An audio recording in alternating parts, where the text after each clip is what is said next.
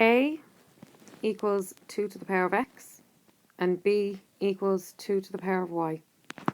Part A, we want to express in terms of A and B. So that means we want A and B in our answer. So the first question we want to express is 2 to the power of x plus y in terms of A and B. Okay, so 2 to the power of x plus y, we are going to use one of our laws of indices. It's our law number 1. When multiplying powers with the same base, we add the powers, but we're going to work backwards. So if we were to multiply 2 to the power of x by 2 to the power of y, since the bases would be the same, we would end up with 2 to the power of x plus y. So we want to start with 2 to the power of x plus y and work backwards and end up with 2 to the power of x multiplied by 2 to the power of y. So we've basically just broken it up. 2 to the power of x, we were told in the question, is equal to a. So we just swap that for an a. And 2 to the power of y, we were told in the question, is equal to b. So we just swap that for a b. A multiplied by b, brackets mean multiply, just gives us ab. So 2 to the power of x plus y is equal to ab. Part 2. Now we want to express 2 to the power of 2x in terms of a and b. 2 to the power of 2x can be broken down to 2 to the power of x raised to the power of 2. So we're going to use our third law of indices for this. Our third law of indices is if we're raising a power to a higher power, we multiply the power. So 2 to the power of x raised to the power of 2 would give us 2 to the power of 2x. So we've actually worked backwards and broken up 2 to the power of 2x to give us 2 to the power of x raised to the power of 2. We could have also had 2 to the power of 2 raised to the power of x. That would also have given us 2 to the power of 2x. But we're trying to find 2 to the power of x so that we can swap it with an a. So that's why we go for this version. 2 to the power of x, we swap for an a. Squared stays as squared, and a squared just becomes a squared. Part 3, we want to express 2 to the power of x plus 2y in terms of a and b. If we just start off with 2 to the power of 2y, this can be broken down as 2 to the power of y raised to the power of 2, because 2 times y gives us 2y. And the entire thing can be broken down as 2 to the power of x multiplied by 2 to the power of y raised to the power of 2, because when we multiply powers with the same base, we add the powers.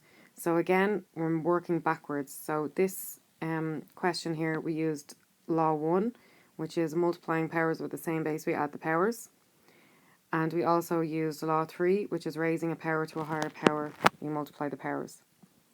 So then we have a 2x and we have a 2y, which is what we wanted, because we were told in our question that a equals 2 to the power of x and b equals 2 to the power of y. So we swap the 2 to the power of x for a, because that was given in the question, and we swap the 2 to the power of y for b, because that was given in the question. And then a multiplied by b squared will give us ab squared. Okay, part B, we are told that ab is equal to 16, and 2ab squared is also equal to 16. So we want to find the value of x, and we want to find the value of y. It's going to end up to be x equals 5 and y equals minus 1. Okay, so ab equals 16, so 16 equals ab. That is also true. ab, we know from the question above, the a was equal to 2 to the power of x, so that's where that comes from. And the b was equal to 2 to the power of y, so that's where that 2y comes from. Since the a and the b are stuck together here, we know two things stuck together in maths means a multiply. So this is going to be 2 to the power of x multiplied by 2 to the power of y. Here we are multiplying powers with the same base, and we know that the rule for that is we add the powers. So 2 to the power of x multiplied by 2 to the power of y gives us 2 to the power of x plus y. We want to have both our terms with a base of 2. So we're going to change this 16 to 2 to the power of 4, so we have a base of 2. because 2 by 2 by 2 by 2 is 16. Now, since we have 2 to the power of 4 on the left of the equal sign and 2 to the power of x plus y on the right of the equal sign, we can cancel out our bases. We can cancel out our 2's and just take the 4 and the x plus y and form a linear equation. So we have x plus y equals 4, or else 4 equals x plus y, which is the same thing. We're going to do the same with the 16 equals 2ab squared, or 2ab squared equals 16. And we're going to get this as our answer. I'll talk to that now in 1 second. And then we're going to solve these simultaneously to get these answers. Okay, so 2ab squared equals 16 is the same thing as 16 equals 2abb, because b squared is the same thing as bb. So the a, b, b are all stuck together, which means they're multiplied together. Okay, so since the 2 is stuck in front of the a, b, b, we know we're also multiplying 2, so that's where that 2 comes from and the set of brackets.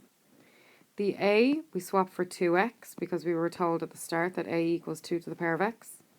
The b, we swap for 2 to the power of y because we were told that b equals 2 to the power of y.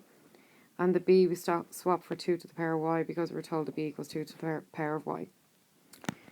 So this is 2 to the power of x multiplied by 2 to the power of y multiplied by 2 to the power of y. Since the bases are all the same, we have a base of 2, and we're multiplying, we're going to add the powers. So that's law 1 of indices. So we want to simplify as much as we can. So we see that we have 16 here and we have a 2. So if we divide across by 2, we'll end up getting rid of this 2 here. So 16 divided by 2 is 8. And then 2 divided by 2 will just give us 1, or just will cancel. And then we're left with 2 to the power of x multiplied by 2 to the power of y multiplied by 2 to the power of y. We're multiplying powers with the same base, so we're going to add the powers. So this becomes 2 to the power of x plus y plus y. We're going to get the 8 in a base of 2, so that we can actually cancel out the bases. We can rewrite 8 as 2 to the power of 3, because 2 by 2 by 2 is 8. We can simplify here and make the two y's, the y and the y become 2y. So we have 8 equals 2 to the power of x plus y, which changes to 2 to the power of 3 equals 2 to the power of x plus 2y. Our bases are now matching. We've 2 for both bases, so we can cancel those out. And we just take the 3 and the x plus 2y. And we're left with this linear equation, which is 3 equals x plus 2y. So now I'm going to take this linear equation and this linear equation, and I'm going to solve them simultaneously to get x equals 5 and y equals minus 1. Okay, so here's our two linear equations. We're going to solve simultaneously. When we are solving simultaneous equations, it's nice to have the x's and the y's on the left of the equal sign and the numbers on the right. So my first equation is already in that form, so x plus y equals 4, so that's where that comes from there. And then I'm just going to swap these around, put the x and the 2y on the left and the 3 on the right, so I get x plus 2y equals 3. Now, I need to change the signs on my bottom equation, or my top equation, whichever you want to do, so that the x's can cancel. So this positive x becomes minus x, and when I'm doing these I always circle my new sign. This positive 2y becomes minus 2y, and this positive 3 becomes minus 3. My x's will now cancel, and y minus 2y gives me minus y, and 4 minus 3 gives me 1. When we're solving, it means find x and find y. It does not mean find minus y. So this minus becomes a plus, and this plus becomes a minus. So I get y equal to minus 1.